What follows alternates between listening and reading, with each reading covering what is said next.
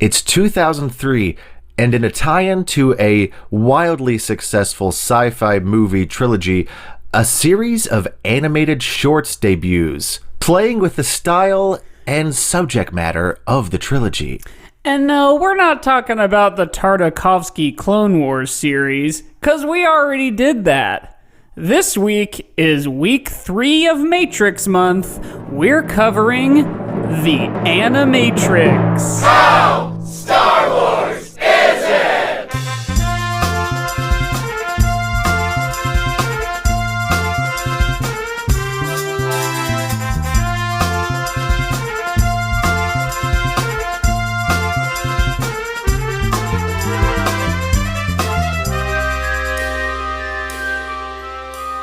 Hello, everybody. Well, and hello welcome there. to the show. My name is Josiah. And my name is Mike. And this is How Star Wars Is It? This is the only podcast.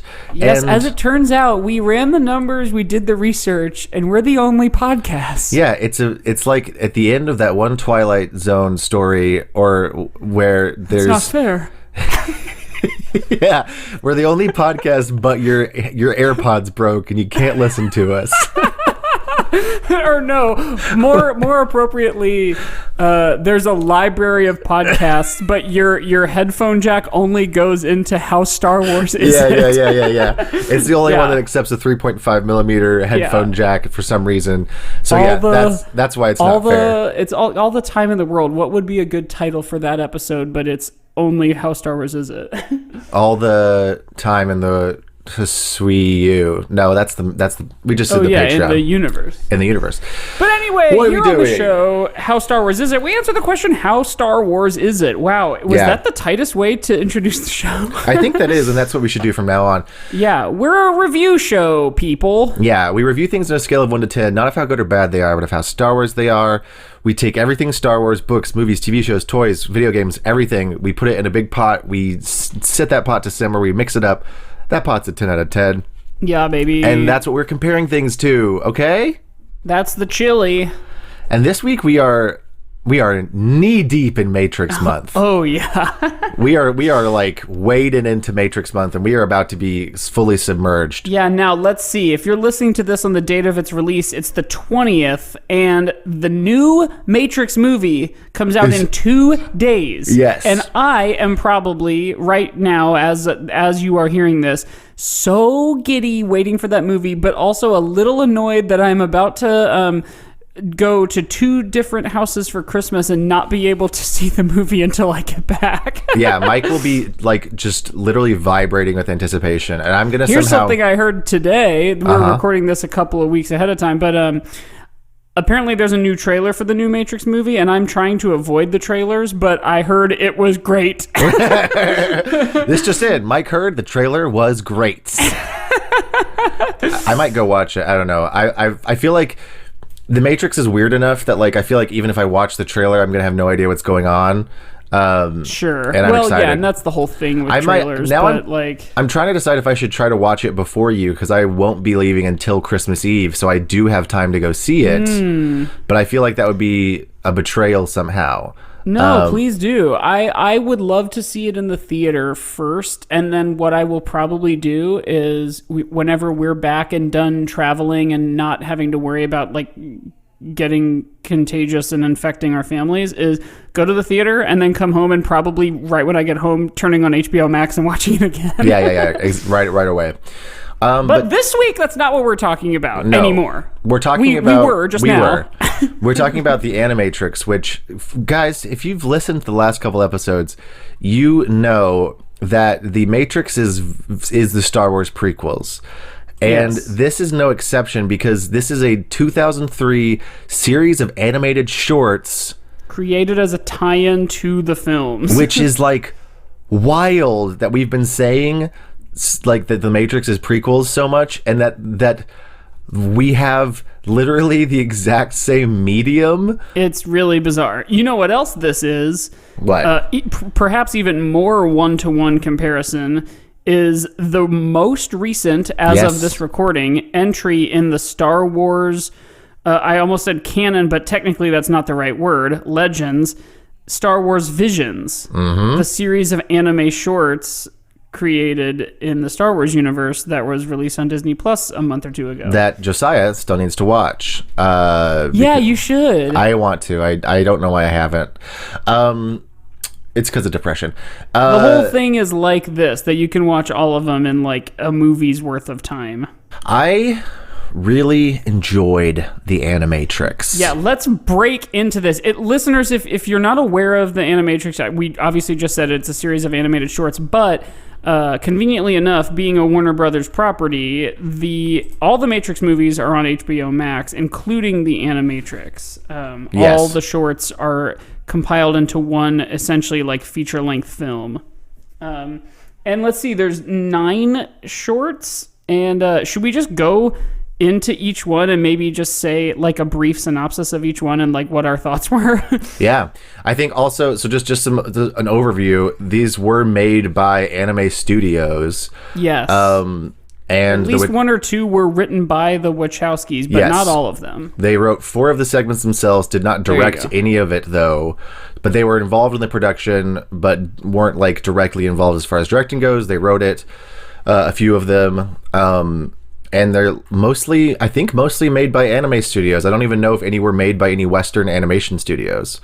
I'd have to look that up. But anyway, let's just jump in, because like there's 9 different shorts. They all rule in different ways. Now, the Wikipedia list is in a different order than what was how they were presented on the HBO series. So I think it's just that Final Flight of the Osiris was presented last in the movie, but it's first here on this list. Yeah. Maybe we start with that, because that one is like the most intentional to be relevant to the sequel movies that were also released in 2003. It's the Rogue One. It's Right. it's a Rogue One. That's of exactly sorts. right. Holy shit, that's exactly right. Because this is literally taking place. Well, interestingly enough, it sets the prologue for the video game Into the Matrix, which then this is the short that, again, not to go back to this, but this will be the last episode that I'm able to do it. Patrick Willems is like rewriting the sequels. He says, "Let's start Matrix Reloaded with the Final Flight of the Osiris as sort of like a cold open prologue." Ooh, I like that. Which is fun. You know, like the beginning of Mission Impossible Ghost Protocol, when Sawyer from Lost like gets killed and does like a whole mission, and you're like, who's this guy? Why are we following him? That would be a great way to do it. That would be really cool. That's a great... It sets the tone. It's ominous. It's like a failure. Yeah, I already am into it. It is... Not a failure, but they all die. Right. It's also the only one that is in sort of a 3D... like Polar Express. Yes, a 3D CG sort of animated experience where it's like video game characters from that era. Yeah. So it's not And like... I will say it looks awesome. Yeah, it looks like pretty good, especially like if there were a TV show nowadays that was done in like a CG style in the way that like Clone Wars is done, it would look more like Clone Wars, because the sort of stylized caricature characters are easier to sort of get away with kind of cartooniness. Yeah. But like if there were a show that looked like Final Flight of the Osiris, I would like watch the hell out of that. Yeah, it's like it works because the character designs are just like simple enough to where it doesn't, like, the animation doesn't like bother you, that it's a little bit jerky. And they're also doing like really video gamey stuff anyway, so it's just like, yeah, this is video game stuff. It's great. Now, I will also, before we move on to the next one, well, we can talk about the plot too, but before we move on, this, in the order of us talking about them, is number 1 in my count of women in underwear. Yeah.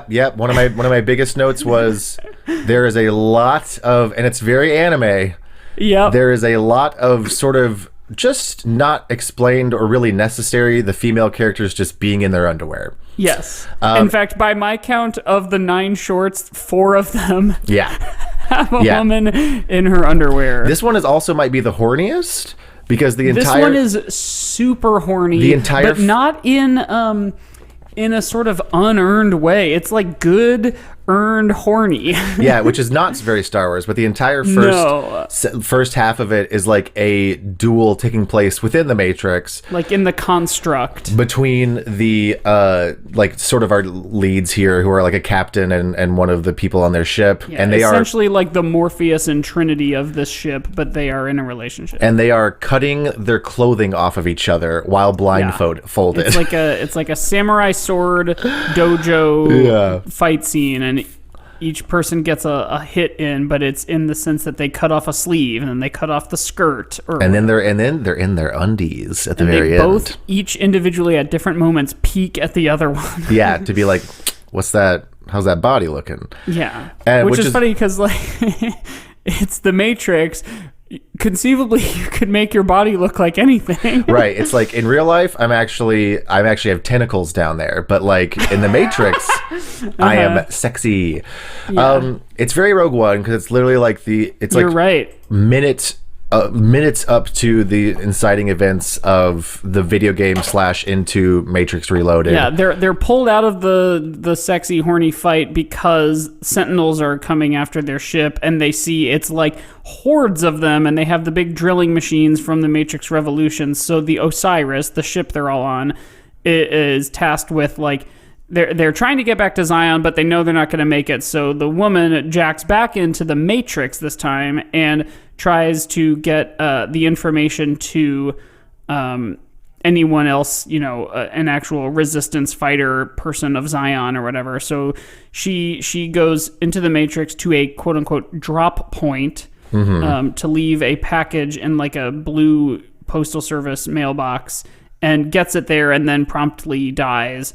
And to your point, Josiah, that is, I think, the very beginning of the video game Enter the Matrix. Yeah. Ghost and Niobe get to that package and learn that Zion is in trouble. They have big drilling machines, and a bunch of Sentinels are essentially what she did was deliver an email, but it was but she had to run through the Matrix really fast. Right. It's like, who's going to get there first? The ship flying to Zion, or like her essentially being an email? Yeah, she is a person doing what an email does. Imagine if every time you send an email, you had to free run through a city. It's essentially what mouse droids are. Yeah, it's true. You send an email and it puts it on there, and then they have wheels and a motor. Yeah, they're like, well, I'll go tell them. It is funny that that Star Wars' like communication technology sort of ends at 1970s capabilities, which was like cassette tapes and like radio broadcasts. There is a specific type of, I can't remember the name of it, but it's like there are different like sci-fi aesthetics and like, or like fantasy aesthetics. There's like steampunk, cyberpunk, and the one that Star Wars kind of is like that sort of 70s reel-to-reel punk. Yes, cassette, like chunky kind, and like there's a name for it. I can't remember what it is, or if it's actually a real name, or if it's just something I saw on Tumblr one time. But jumping around a little bit, the aesthetics of these different shorts are all very specific and different. And later on, we have one that kind of jumps into like a noir kind of thing, even though it's like, I guess, taking place in the Matrix, but maybe a different one. It is confusing. Like, it tries to do the 20s, but then also like computers. But let's jump into Renaissance. Second Renaissance 1 and 2. Yes. So these are one story. Yeah. And essentially it's the Matrix follows the humans fighting the machines. This is the dawn of the machines becoming an entity with which to fight. Yes. It's essentially the lore backstory for the world of the Matrix in general.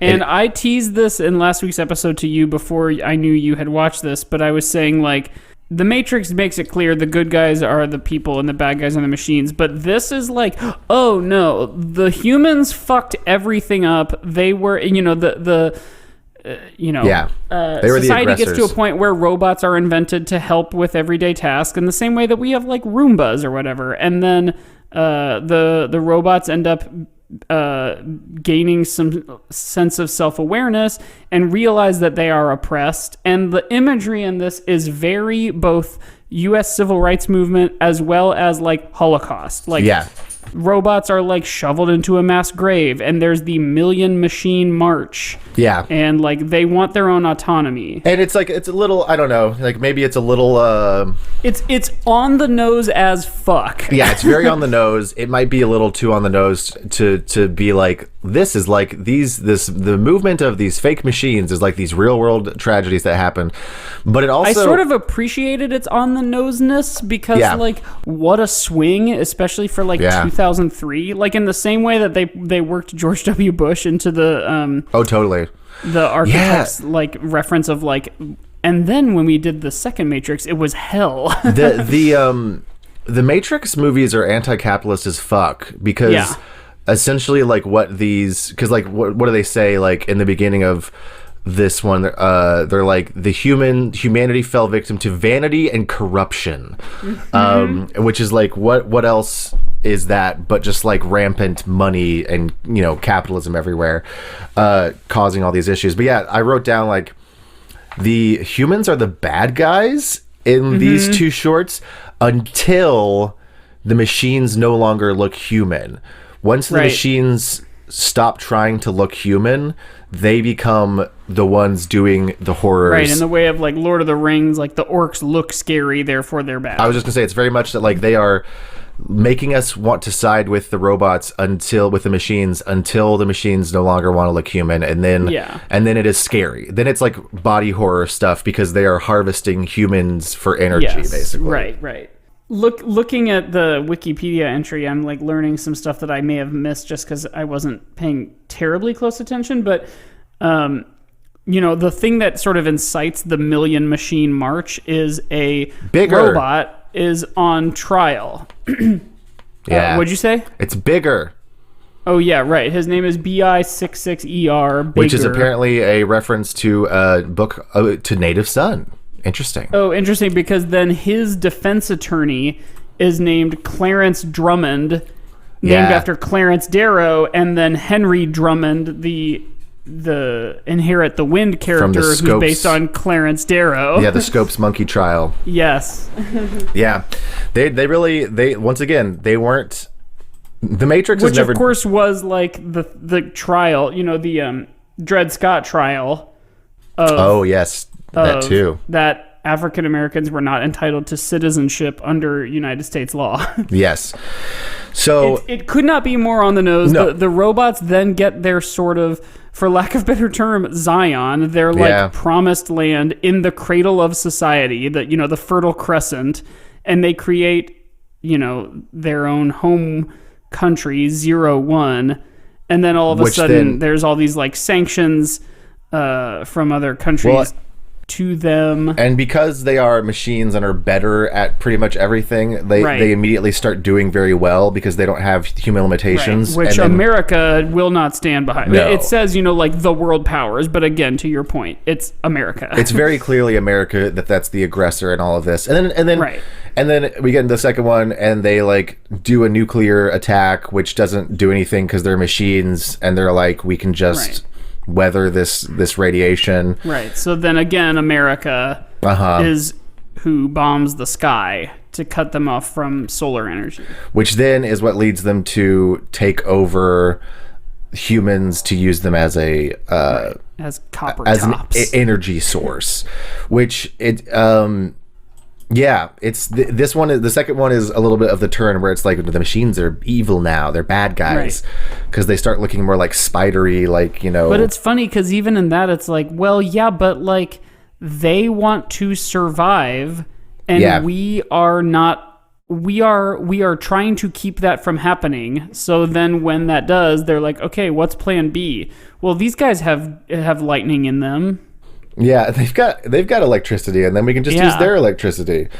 Yeah, there's that's the first two. It's a level of lore that's pretty fun and cool because it just like goes over the big stuff really quickly. Yeah, I really like it. It also sort of repaints to me. So in the first movie, when they have the whole big exposition dump scene, Morpheus tells Neo, you believe it's the end of the 21st century, 1999, or the 20th century rather, but in all reality, it's more like 2199. Right. Then when we meet the architect and he says they reboot the Matrix essentially every 100 years, and that we always start in the earthbound human 20th century, because that's when, like, that's the math we did, that it's like, this is what humans will accept as, like, not as much hardship as, like, the 1700s or, like, hell. Right, for sure. And so, like, because this Neo is in Matrix 6, it's actually more than likely 600 years since the 2000, Matrix was first booted up. Which would have been in like 2100 or 50 or something like that. Yeah, right, because then this second Renaissance, like these two parts cover something like, I would think, 100 or 200 years. So, like, the architect makes me believe it's 2600, and then this makes me believe maybe it's 2800 by the time we meet Neo. Yeah. Which I think is rad. Yeah, it rules. It's very cool. It's really good sci-fi shit. It's just very cool.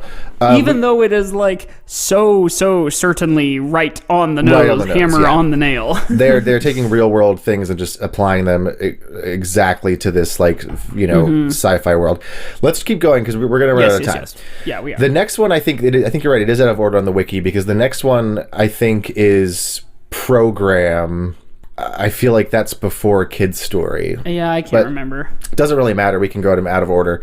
So Kid's Story is the next one on the wiki, which this one was maybe my least favorite because I just didn't care that much. Yeah, it's the story of the kid we meet in Matrix Reloaded who's like, hey, Neo, thanks for getting me out. Yeah. It's essentially the story of Neo at his office when he's Thomas Anderson.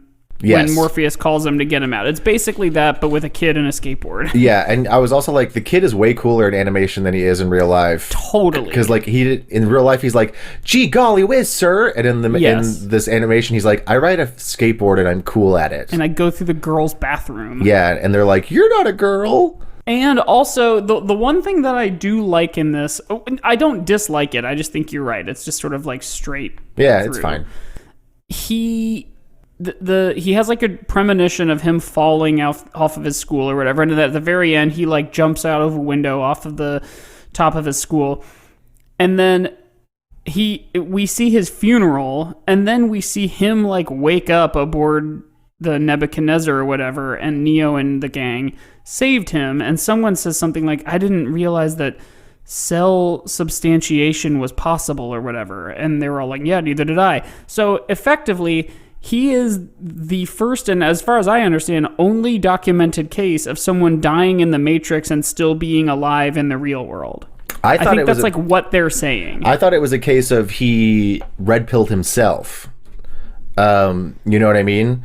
Sure. His jumping and dying was the sort of like signal to the crew to find his pod. Yes, this is why I don't like this one as much as something, because there's another short that does something very similar where someone basically breaks free, like basically red pills himself. Right. As well, and I think it's cooler because he's an athlete. I think it's cooler in that one, because in this one it's just like, I don't know, it's like he just believed hard enough and he was able to get himself out of the Matrix on his own, because he's like, you saved me, Neo, and Neo's like, you saved yourself, which is like, okay, then did he really literally just like believe so hard that he woke up from the Matrix? Because not even like Neo could do that, you know? Although they say in the Matrix, the first movie, that they try not to free a mind when it's past a certain age. And maybe because he's young in a sort of Jedi finding younglings kind of way, maybe his inhibitions and realities aren't quite so rigid. But I see what you're saying. It is a little bit more kind of like silly fantasy. But to jump into the other one I was talking about, the world record. I love the idea of this one, which is that a guy ran so fucking fast. Yeah, he's like an Olympic level track runner. He ran so fast he saw through the Matrix because he ran faster than he should have been able to. Yeah. And he like hurts his leg but pushes past it because he wants so hard to beat his record that he basically sees through the Matrix and forces himself to. And I love that idea that you can just... It is really cool. Like in the sense of any athlete trying to push themselves, they're watching tape of themselves, they're trying to like maximize the human capability of like the machine that is the leg and the heart. And that is essentially what hackers, Neo and the like, are doing. They're realizing like this is all just code, and that's what he's doing is being like, I can run faster if I just ignore the bits of code that are like telling me reality. That my leg hurts. Yeah, like air. I love that idea so much that you it could just... reminds me a little of Soul, that Pixar movie Soul. Oh, when yes. Someone is like doing the thing they love so intensely that they go into the zone and they're like tapping into something else. Yes, it does have that feeling of like you transcend because you're so good at the thing that you do that you transcend this reality into the ability to see into another reality, which in this case is literal. The Star Wars analog of this would be like if Han Solo used the Force, which we don't know he hasn't. It's true. He's like they make the point to kind of say like every body has midi-chlorians in it. Everybody's cells have them. It's just a matter of like the concentration and density of them tends to determine your predisposition for force sensitivity. Was it you or someone else at some point that said that like Han is like not like force sensitive, but he's like force lucky or something? Like like the force likes him. Yes, he is not force sensitive. He can't control it at all, but like he gets involved in these grand events because the force has an affinity for him and thinks he's cool. Exactly. Like that's like what this runner does. It's very neat. Like if you were playing The Sims and you made a guy to look like you and you like give him all your like attention, but then you have another guy who you gave like a crazy rainbow afro and you're like, I'm gonna give you attention too. Even though you're not cool. My guy. You're not me, but you actually are cool. But you fucking rule. Yeah, and you're gonna have woohoo so much. I'm gonna make you have woohoo nonstop. Right. And then I'm gonna make the woman you have woohoo with eat 2 watermelons so that she'll have a girl, or whatever the code was. There were weird codes. So yeah, world record is cool. It's definitely a cool concept. Motherload. What's That's what you would say. It's the cheat code in The Sims to get a lot of money. Okay. So yeah, world record is like a really cool premise. I will admit that it like doesn't stick as much with me as some of these others because like it might just be that the animation style is so bananas, which also is true about Kids Story, that like they're very interesting to look at, but like for whatever reason, I think because they're so kind of sketchy, my brain grabs onto the more like literal representations better. See, I think that's why I remembered World Record so much is because it's ugly. It's bizarre looking. Like, but a lot of the animation in this is not like, it's all very well done and well crafted, but it is not made to look pretty. It is made to look like it's like art. Yeah, it's like this World Record is very visceral, and I was like, yeah, this is nasty. I like this. Yeah. What are we on now? We did Kids Story. We did World Record. Yeah, Program. We skipped over Program. Yeah, we did. We haven't done Program. Program is kind of fun. It's another instance of woman in underwear. Toward the end, and basically it's someone, a woman and a man who are in the Matrix in a program or in their own program, doing another kind of like samurai thing. Right. And they're having this fight.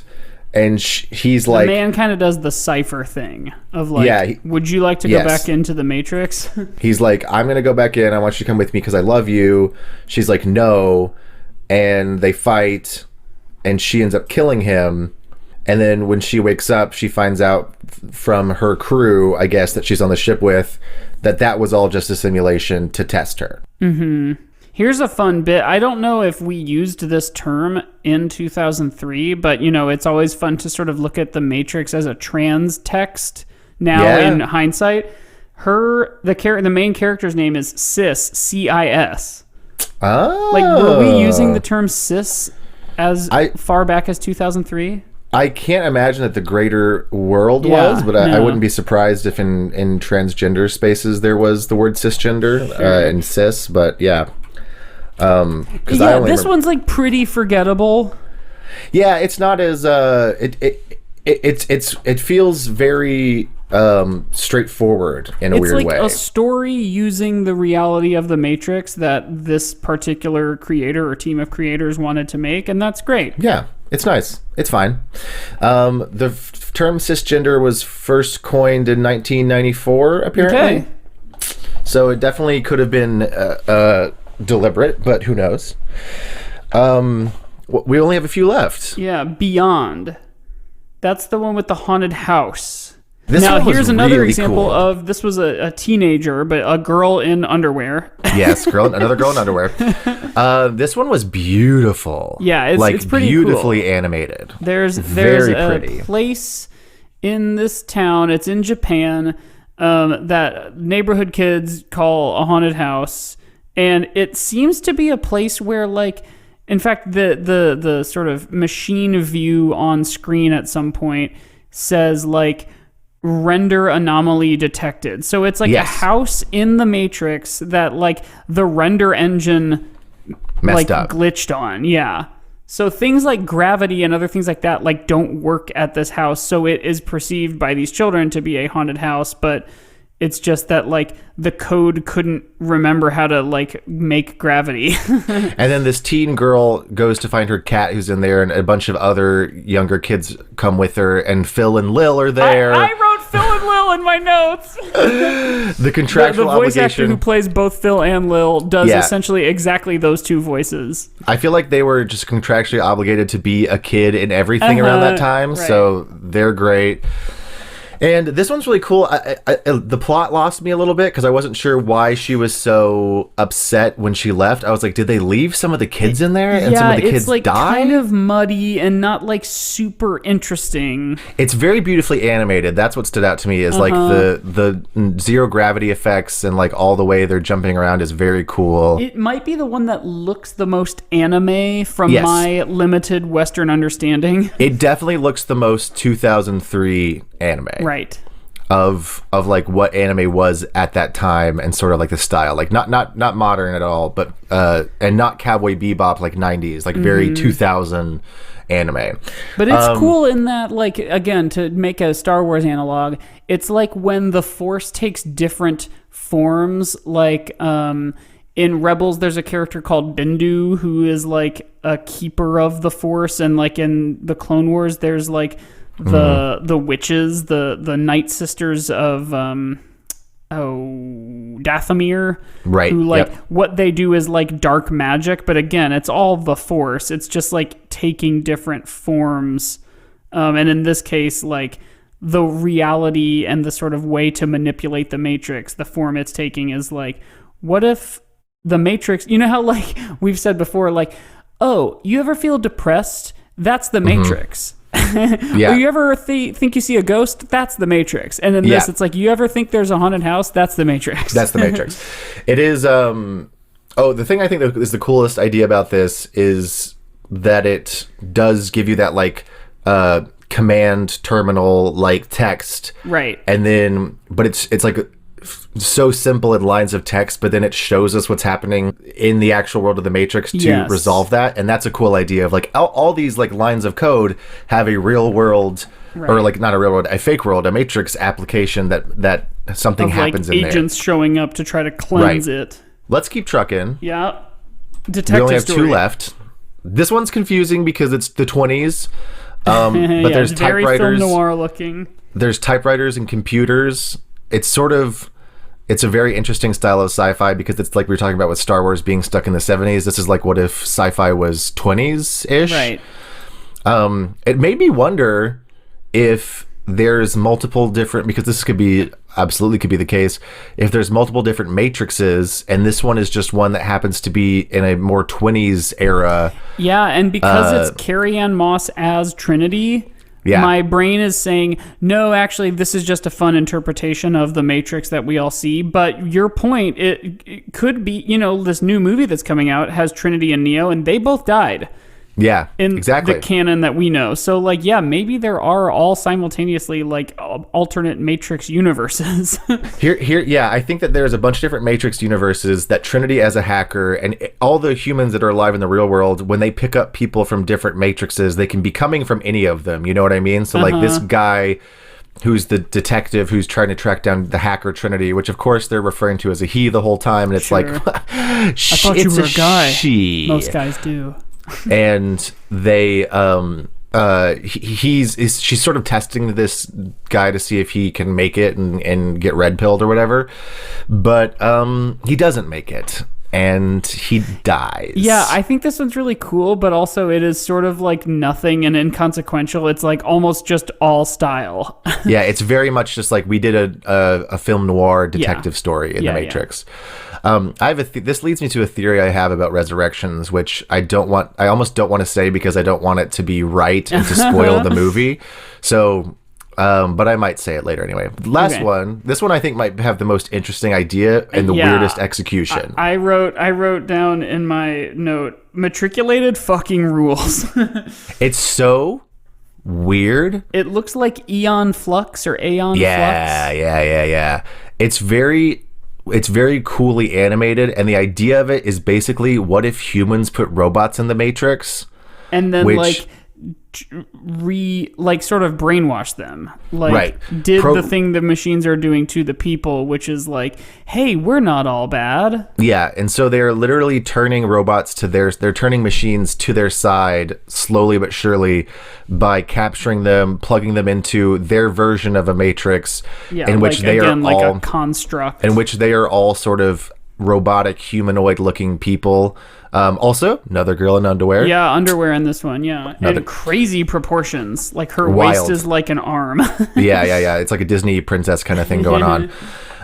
It's like Elsa's wrist is as wide as her waist. Right. But my only thing with here is, and I think it's this way on purpose, is what the hell's going on in that robot Matrix? It's very unclear. Speaking of the Tartakovsky Clone Wars, this short does not rely on dialogue.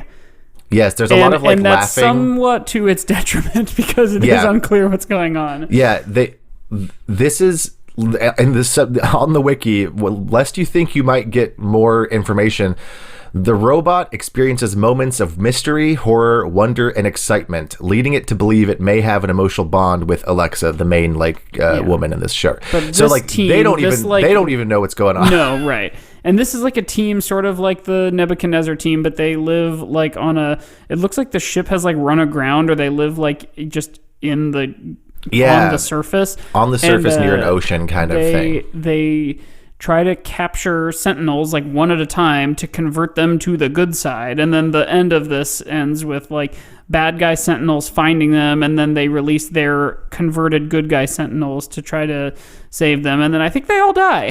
They all die. Yep. And then there's one the good guy robot that tried to save them at the end is watching over the precipice at the very end. Yeah. So that's we got more into the plot of these than we did into the movies. We really did. Which is weird, but I think we just both like this. Yeah. It was very cool. Yeah. And also, it's very Star Wars. Yeah, and we covered a lot of Star Wars things on the way. So we did. I don't know. Maybe we go to the break. Let's go to the break. Okay. Whee! I don't know. I'll say this again. And we're hacked. And we're hacked.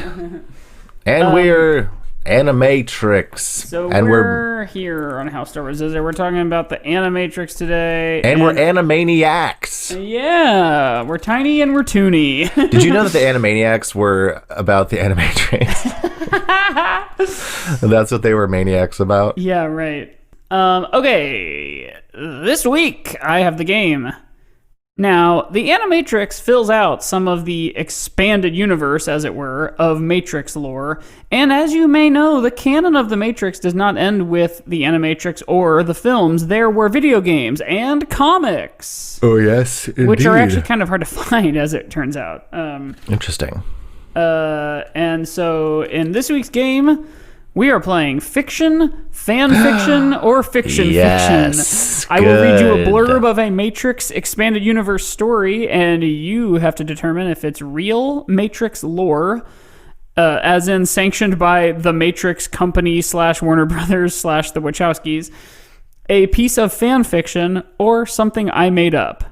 Good. If it's real, it's fiction. Yes. If it's fan fiction, it's fan fiction, and if I made it up, it's fiction fiction. Right. Yes, got it. And there's 8 of these, but I failed to bring this up last week, or maybe I did bring it up, but the game we played last week, Only Connect, inspired by the British game show Only Connect, I mentioned that like each round or each like puzzle is represented not by like a number or a letter, but by an Egyptian hieroglyphic. Right. So I'm going to just tell you the 6 of those as we cover the first 6, and then the last 2 just won't have a hieroglyphic. But your first clue is the 2 reeds. Good. That's the other thing. They don't have anything to do with the clue. Okay. It's just the 2 reeds as the hieroglyph. And I will use this nomenclature from here on out in every game. Good. Yeah, we only have hieroglyphs for numbered lists from now on. What I could say was question number 1, but actually it's the question 2 reads. Okay. A story that follows the freeing of Niobe. Bella Jefferson is a middle school math teacher by day, but active in the online hacking community at night. Similar to the freeing of Neo, she receives a mysterious cell phone call while teaching a class. She doesn't have much time to escape. Things get really interesting when her 11 and 12-year-old students begin turning into agents. Oh, that's fun. That feels like a good tie-in. It feels like a comic, maybe. I'm going to say fiction. No, it is fiction. Dang it. I made it up. That would have been a good one. Call us, Wachowskis. Now, again, here's always the rule with this game is if I made it up, that's not to say that someone else didn't also. Right. This could be real, but just not in this instance. But I know I made that up. Okay. The next question is the lion. I'll take the lion, please. What if the cake scene from Matrix Reloaded had more scandalous material that ended up on the cutting room floor? I'm going to say fan fiction. That is correct. I didn't even bother reading it, but you know how like on those fan fiction websites there will be like tags of like the content? The tags of this is just like a fucking paragraph, and it reads like the aristocrats. Like I know I saw the word vomiting in there. Yeah, sure. The Aristocrats, for those who don't know, is the long and very dirty joke of legend. Yeah, right. There's a documentary that Penn Jillette made about it. All right, the next question is the Twisted Flax. I'll take the Twisted Flax question, please. A crew enters the Matrix to destroy a virus in the form of a load of cash that instills confusion and schizophrenia to those who touch it. They're met by a gang of anonymous criminals also after the money. A motorcycle race ensues, and all the criminals, collectively, are met by a barrage of army, police, and agents, prefaced by a glitch in the Matrix. The crew and the criminals now share a common enemy. That was a lot. I feel like I'm going to go ahead and say fiction. Yeah. Yeah. I was like, how can I summarize this? Like, so, okay, this I think well, I won't say this now, but that's from a comic called An Easy One. An Easy One. And yeah, I kind of had to read like a whole synopsis to get like enough plot points to sort of outline. But yeah, it was very specific, and there's a lot that happens. The comics, by the way, were all published on like thematrix.com, also kind of during this time period. So they're not. That's why they're hard to find. They eventually released some as single issues, and then they did like a whole 20th anniversary hardcover collection. And I looked all over the place last night to try to get my hands on one, and they just like, you can't find it. Yeah, that makes sense. Or you can, and it's like hundreds of dollars. Okay, the next question is, let's see. The Horned Viper. The Horned Viper, please. Okay. Shortly after Neo meets the Architect, the Merovingian attacks the Oracle. The attack was facilitated by a sacrificial trade with the compassionate program Rama Kandra. The Merovingian acquired the deletion codes for the Oracle's external shell, and in exchange, he gave Ramakandra's daughter, Sati, her freedom, despite her lack of purpose in the machine world. It sounds like a tie-in, but it also could be fake. I'm going to say fiction. It's just regular fiction. Damn it! Yeah, that's when we talked last week about how the actress who played the Oracle was replaced.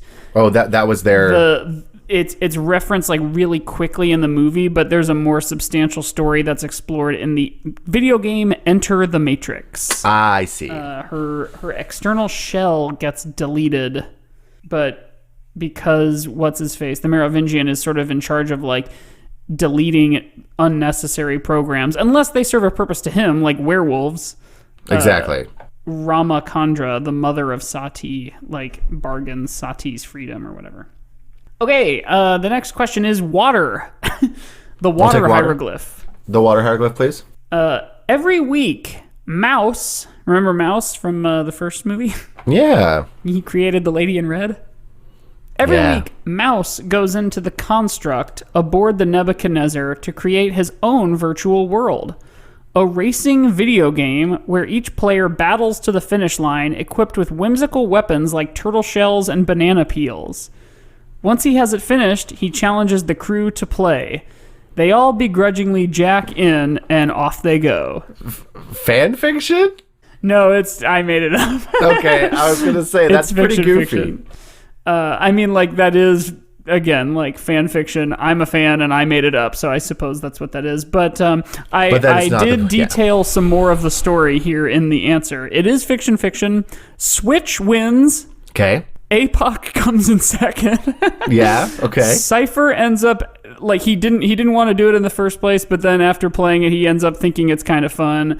And then Trinity takes it way too seriously and keeps asking people to play, and she loses every time. Morpheus won't play. He's got to pilot the ship, and they haven't gotten Neo yet. So right, and it's only a 4-player game anyway, so Morpheus can't. Yeah, right. Morpheus can't play. And then, of course, the last question is... Oh, let's see what... Mike's going through hieroglyphs in his mind. 2 reeds, lion, water... Horned Viper. The fuck? Why can't I pull it? I watch this every day. Mike's mad that he can't remember hieroglyphs right now, which is funny to me, but he has watched this show every day recently. It's so crazy. 2 reeds, lion, twisted flax, horned viper, and water. Wait, that's only 5, but I know there's 6. Hang on, let me go to the images. Oh, and the Eye of Horus, of course. The Eye of Horus, of course. Okay. Set shortly after the Second Renaissance, this story focuses on a machine factory. The machines, still in humanoid form, begin diversifying their creations to fight the humans. They design the articulated tentacle arm and discover its supreme utility in killing humans. All of this leads to the creation of the first squid sentinel, named Alpha. That feels pretty real. I'm going to say fiction. It's fiction. I made it up. That's good. Yeah, I was like, that'd be kind of fun. I love that the machines at first tried to look like humans because it's a classic sci-fi thing, but then they eventually realize that, like, wait, that's super inefficient. Let's just, like, do our own thing. Yeah, right. I also like that because we see in the Second Renaissance short, the machines do have, like, manufacturing, and they're the ones who make the hovercrafts. Yeah. that like the humans end up flying around, which my guess is, of course, those would have been like exports from the nation 01. 01. But it also is very Geonosis, machines making machines, how perverse. Yeah, To disgusting. quote C-3PO. How perverted. Yeah, he says that. Yeah, he says how perverted. Okay, so there are 2 more questions, and because Only Connect is in groups of 6, let's go back to the Twisted Flax. Because actually, I think maybe they're almost all my favorite, because like hearing someone go, "We'll take the Horned Viper," is very funny. The Horned Viper? Okay, number 7. The Keymaker is held prisoner by the Merovingian, as we know. But what lock can truly hold the Keymaker prisoner? The Keymaker can make quick work of the door he's behind, but only worries about being heard by the guards stationed outside. So, little by little, for 1 hour a day, he carves his escape keyhole, waiting for the opportune moment to escape. Fiction? Fan fiction. Fan fiction. It's fan fiction. Yeah. I was going through that AO3, you know, like a, what's it called? Yes, archive of our own. Yeah, right. And this one, I had to read the actual, like, portions of the actual story, because the tagline or like the like synopsis was just like, "What lock can keep the Keymaker prisoner?" or something like that. Yeah. Which is cool. Okay, and then the final question will again say the 2 reads. The Merovingian is the lead agent, quote unquote, in Matrix 2.0, and happily controls all other security forces. Being French, he builds a French-style mansion in a swamp surrounded by hot peppers. No. He employs 3 beings known as werecats who torture humans with voodoo dolls and their likenesses. When humans fight, their minds are taken from them, but their bodies remain jacked into the Matrix through the harvesting pod, thus rendering their Matrix selves lifeless zombies. Yeah, of course. But will his werecat agents stand up to a group of scrappy human resistance fighter and their hacked talking dog program? That's going to be a classic case of fiction. That's correct. Do you think, God, one I can was only like, hope monsters are real. That's Matrix 2. Yeah, one can only hope that Scooby-Doo on Zombie Island exists in the Matrix. Yeah. I was thinking about that during this viewing That's of the the game. Animatrix. That's the game. Yeah. I liked it. Yeah, I always yeah. love fan fiction, or real Yeah, fiction, yeah.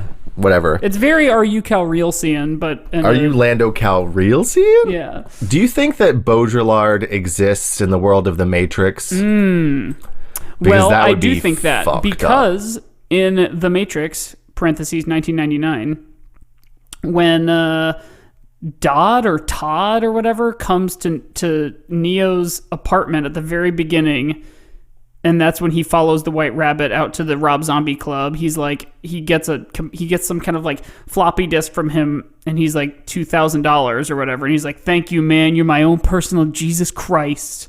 That whole scene. Mm-hmm. Neo, when he gets the money, he takes it to a carved out, hollowed out book of simulation and simulacra, wherein he deposits the money and takes out the disc. That raises So Baudrillard absolutely exists because that book exists. that raises some serious questions. Yeah, it's almost like the machines like want a certain amount of people to like figure out, which of course we find out they do. There's They do. Statistical anomaly named the One.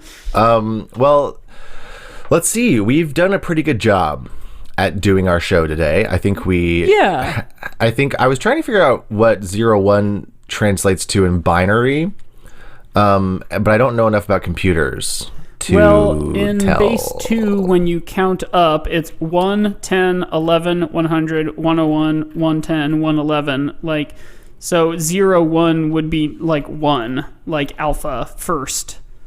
Okay. That's what I mean, that's my interpretation of it. What does ASCII mean? American Standard Code for Information Exchange. Okay, great. Yeah, it's like a 256 character alphabet. Is that? I don't know. I'm stupid. Because it's also based. It's not. I don't know if it's binary, but it's based on like a non-base 10 system, I think. Yeah. Okay, whatever. It doesn't matter. Who cares? we should pick a unit of measure. I feel like we did a pretty good job along the way deciding what, or talking about Star Wars. Yeah, so like this is hornier than Star Wars, but it is a series of anime shorts, which is very Tartakovsky. It's also very Visions, and we've made the point to say that like animated tie-ins to a series in 2003 is very Star Wars, is very prequels. I would say this is as Star Wars as the other two sequels. Yeah, I was gonna say we've also made the point that the Matrix movies, or the Matrix sequels specifically, are very prequels in general, and this is both more of the sequel movies stuff and in a very prequel-y manner tie-in stuff. So I think you're right. I think it's going to hit that same mark. Yeah, it's very like how no one until very recently made like a proper sequel to Halloween #1. They were doing like sequels to the sequels or whatever. This is sequels to the sequels. Yes. Let's see. Do we think we're ready for unit of measure? Yeah, we I have a unit of measure, and here's how I justify this coming into existence. Okay. If I watch the Animatrix once, and then I watch half of it again, we come to 6 girls in underwear. That's true. Yeah, because there are 4 different instances of that.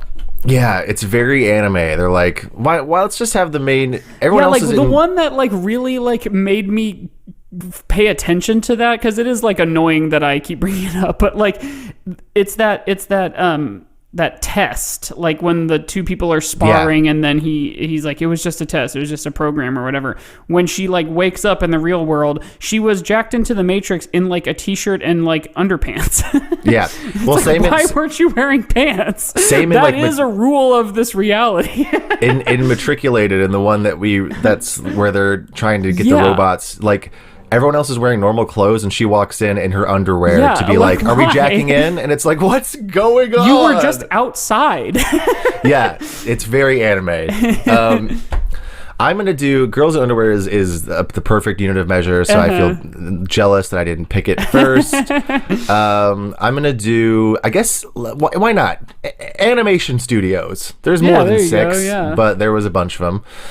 And I'm going to just give it a solid 6. Yeah, I think this is a 6. Yeah, there you have it, folks. Which is good, because the 2 sequels netted out to 6 1/4, and this does feel like a slight degree less Star Wars, because Star Wars does taste an awful lot like live action films. Yes, even though it has all this shit in it, like that feels good to me. It's weighted towards live action films for sure. Yeah. So listeners, go if you are like me, a Matrix novice, and you're like, why are they doing all these Matrix episodes? I would say, out of all the things that we've watched, watch the Animatrix. Yeah. If you had to pick one thing out of all these things to watch, I would say, well, watch the original Matrix. It's a very good movie. Yeah. But and then watch the like hour of cutscenes they shot on 35mm film specifically for 2004's video game Enter the Matrix. I still haven't watched that. I kind of want to now. Yeah, we should just play through the game. Let's find like an Xbox, like an original Xbox, and play through the game. I have an Xbox 360, which I think would probably be backwards compatible. Yeah, I bet we could find it. Man, that would be a hoot. That would be. I'm sure the game is unplayable by modern standards. Oh, by the way, I owe you an apology when I said I think serif is spelled like serif, the typographical thing. It is spelled serif, like the angel. Yeah, I know that because I watch everything with subtitles because I'm an old man. Of course. So every time he spoke, it said his name, and I said, yes, he's an angel. But yeah, I would say if you were going to watch anything, watch this, because it's just interesting and cool, and the artistry is very well done. You might, I mean, we just summarized the whole damn thing, so apologies if we spoiled it for you, but it might be weird to follow if you haven't seen specifically the Matrix sequels. Yeah. But yeah, honestly, I think this is definitely worth the trip, especially if you've seen the movies and you didn't ever think of watching this. Like, I think it's totally worth it. I would say even if you're just a sci-fi fan, watch these. Yeah. Because I think again, like here's my thought with this new movie. Some people I think are still kind of worried that it's not going to be good, or that it's like, wait, those characters died, why would they be back? For me, it's like, okay, the worst things in the series are the sequel movies, and I liked those. Look, there's this weird anime thing, and I love it. Yeah. Okay, wait, Mike, take your headphones out because I don't want to be right and spoil the movie unless you want to hear my theory. Prediction. Do you want to hear it? I kind of do. Okay, here's my theory. Because this is my theory, and it's based on the fact that there is a different actor playing Morpheus. Yeah, a character named Morpheus. So my theory is that what we find out in this new movie, why it's called Resurrections, is that not only is the Matrix a system of control and a system of oppression on the humans that are being stuck inside it, as they are producing humans, they are producing not clones, but they made another Morpheus. They've made another Trinity. They made another Neo or whoever. And so like that's such a machine behavior. Yeah. So every 100 years or whatever, when they reboot, they have the same people. And so there's a Niobe, there's a, the general who is like mean and yelling, like and they can to an extent predict what's going to happen because they have patterns of, we know who these people are. We built them from, like, they're all born in pods anyway. Right. And so they've literally just made a new Morpheus. Which means they would have had to have, like, somehow artificially, like, inseminated an egg cell. So they probably just have, like, basic human DNA, and there's only so many combinations they can make before they're like, this seems like it's more work than we need. Let's just, like the scene in the Lady in Red in the first movie, everybody's in black and white except for the Lady in Red because it's not the Matrix, it's the construct. Mm-hmm. And everybody in that scene is a twin. Right. So they all look like it's cast a bunch of copy-paste. twins to make it seem like, oh yeah, this is a lo-fi render. Right. And so that's my theory, is that we're going to find out that the machines are not only like keeping humanity oppressed, they are also literally manufacturing humans in the first place. Which, like, we know that to be true. Exactly. Wow, I like that prediction. They are being specific about it. That's our show. Do you want us on the internet? Because if you do, you can find us on Twitter and Instagram at How Star Wars Is It? Or you can send us an email at agoodpodcast@gmail.com. We still have Sandra. You've still got 33 unread messages. And if you want more of the show, we do make a weekly bonus episode of the show on Patreon, and you can find out more at patreon.com/howstarwarsisit. $5 a month gets you a weekly bonus episode as well as a monthly commentary track. And Josiah made a good point last week. You can just listen to that. You don't need to, like, queue it up and watch the movie at the same time. Yeah. But we've been doing commentaries of all the Star Wars movies where we're past the halfway mark. We're even a little further than that. So there's hours and hours of fun for you to enjoy over there. And this month's, the December commentary is on Solo. I can't remember if Mike just said that or not, but it's really good. Yeah, the Solo commentary rules. Go check it out. But it's about time for Tubby Bye-Bye. Yes. So, like we always say, we love you. And may the 4th be with you. Bye-bye. Bye.